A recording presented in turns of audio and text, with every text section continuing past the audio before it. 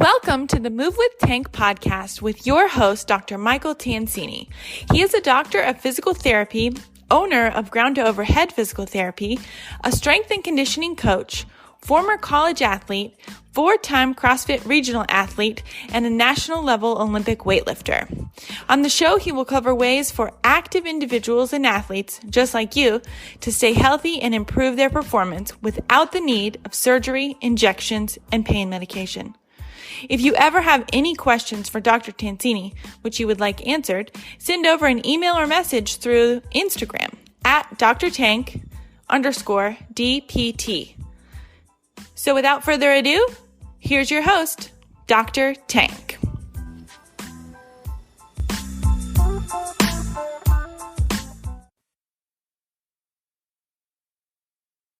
What's up, guys? Dr. Tansini, Dr. Brett here, coming at you with another Move with Tank podcast. Thanks for joining us. Today is going to be another short one where we answer your questions and help you continue to feel great and perform your best. So, Brett, you ready to roll, man? Yeah, ready. All right, let's do it. So now this one here is for everyone listening is going to be a CrossFitter. It's also going to apply a lot to Olympic weightlifters also. But the question is, I have been having lots of trouble in my lockout position, snatch or overhead squat with heavy weights or high amounts of reps. My elbows and my wrists hurt a lot when I have the bar overhead. Has anyone had the same issue? How can I fix this? All right. So, Brett, how often do we hear something like this in the clinic? Very often. Yeah, I mean, super common. So the person who asked this, know that this is extremely common, and many athletes actually face the same problem. Brett, I'm gonna take this one first. Does it sound good? Yeah. Awesome, man. So now to the athlete, if you're having a lot of overhead problems, mainly in that snatch and that overhead squats with heavy weights and high reps, and you're feeling a lot of the pressure in the elbow and also in the wrist. The first thing that, there's really three things that kind of pop into my mind immediately. And one is, how is your overhead position? Right? So if you're getting super internally rotated through that shoulder as you support that bar overhead, then you're going to put a lot of torque and a lot of undue stress on that wrist and particularly wrist extension. Also, you're going to put a lot of valgus stress or stress to the inner part of that elbow or that medial part of the elbow as you're trying to hold that bar up overhead. Because if you're listening to this, just put your arms up overhead and kind of turn that hand out. And what you're going to see is that inner part of the elbow is now going to face down. And as that inner part of the elbow faces down and you're really trying to fight to keep that bar up overhead, we're going to get a lot of valgus stress right there on that medial part of the elbow, which can get the elbow cranky. You mix this with a lot of pulling and a lot of other overhead work, to where you're getting a lot of other kind of stress on that elbow, and you have the perfect storm to get pretty cranky as you do the snatch and the overhead squat, especially in these heavier loads. Wrist is the same way, right? So like the elbow and the wrist are just downstream from the shoulder. And if the shoulder isn't in position or isn't strong enough to really support the barbell, right, then we're going to see compensations at the shoulder, which are then going to cause problems elsewhere in the chain.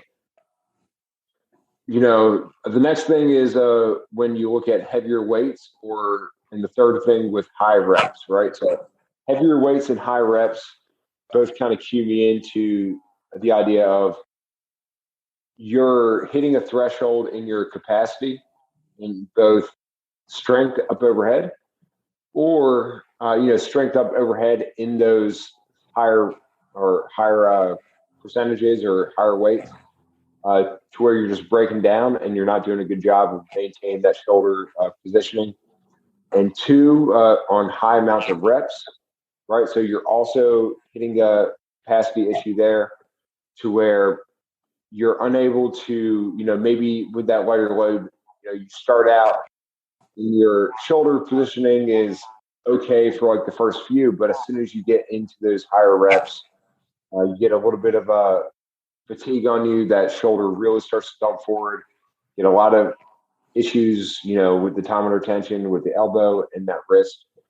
But overall, it all comes back to the shoulder and being able to really maintain a good shoulder position under heavy loads and also high reps.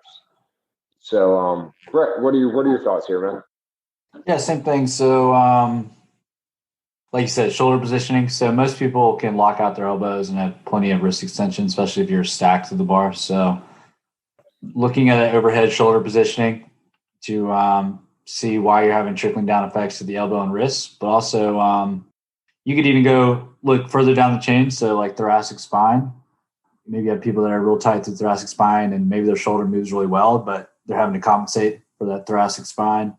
Or some people just can't sit down a deep squat very well. So they got that kind of forward flex posture in the trunk. And now they got the shoulders way out back trying to essentially, balance the bar with the torso going so far forward. And Olympic lifts are super, super hard and demand a lot of mobility and being able to stabilize a whole bunch of different body parts. So could be that maybe your shoulder motion is good, but just can't sit down in a deep squat, or can't have a vertical torso in the bottom of your receiving position.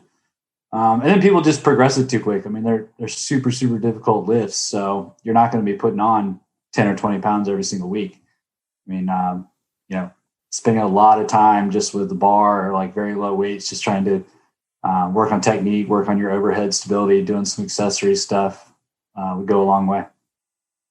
So, yeah, man, you touched on a really awesome point there with, looking even further down the chain from the shoulder into that thoracic spine. And then, you mentioned bottom of the squat, which, to my mind brings in ankles, right? So like need to, if this athlete has trouble with the lockout position in the snatch or overhead squat, and just like you said, like they can't sit down in that deep position of that squat with a nice vertical torso, then it doesn't matter how mobile the shoulders are.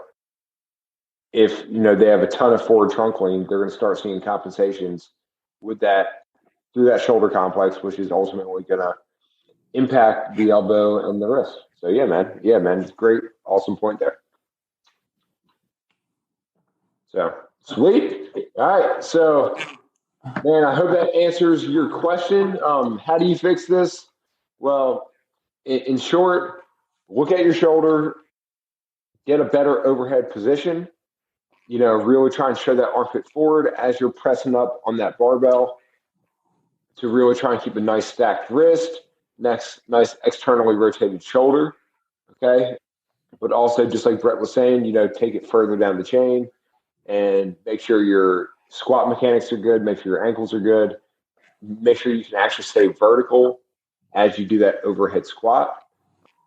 And then the next thing I would check into on top of that would be, like if you are having a lot of issues at different parts of the chain, start to modulate volume, figure out the load tolerance and the volume loads you can handle in your training so that you can still make positive progress and without constantly beating yourself up, and work to improve these other areas as you then slowly increase that volume tolerance so that you can get back up to the volume that you actually want. So yeah, Brett, anything else, man? At least in the beginning, if you're newer, I would spend a lot of time on mobility work, and you can do like the 10-minute squat test, see if you can just sit down comfortably for a good period of time, and try to work on like positioning and not rushing going up in weight. Kind of spending time on mobility in the beginning, and then as you progress and you spend more time actually getting comfortable in the bottom position, you'll find you won't have to mobilize as much. You'll just kind of stick, and you'll be able to kind of use the lifts themselves as mobility work. But at least in the beginning, I mean, there's such high mobility demands. I would you're bound to have something where you could work on, whether it's like an ankle or shoulder or thoracic spine, and kind of optimize those as you just work on like movement and control of the lifts, and then progress in weight. Yeah. Awesome, man. Yeah. Great points there. To this athlete, I hope that helps. Spend some time there. If you still have questions, shoot us over a message, because I know a lot of people listening to this also have the same problem. Everyone, thank you so much for tuning in today to the Move with Tank podcast. Me and Dr. Brett here coming at you, answering all your questions. So make sure to send those over to either one of us through Instagram or email, and we'll make sure to answer them for you. So, guys, thank you so much for listening. Catch you next time. Brett, thanks for coming on once again. So, here, guys.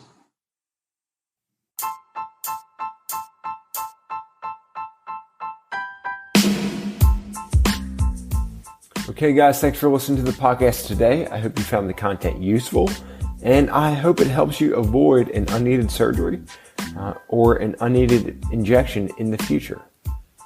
Now, in practice, my goal is to save 1 million active individuals from the unneeded surgeries, injections, and pain meds that they don't need, while helping them stay active and performing the activities that they love to do. Now, guys, I cannot reach that many people all by myself. I really need your help. So if you like what you heard, please share this podcast with your friends, with your families, or with anyone who you feel really needs to hear it. By doing so, you may just save that person from an unneeded surgery or injection that they really do not need. If you're not following me yet on social media, find me on Instagram at drtank_DPT and on Facebook at Ground to Overhead Physical Therapy. Thanks for listening to the show today, guys. I hope you enjoyed it, and I look forward to seeing you guys here again next time on the Move with Tank podcast.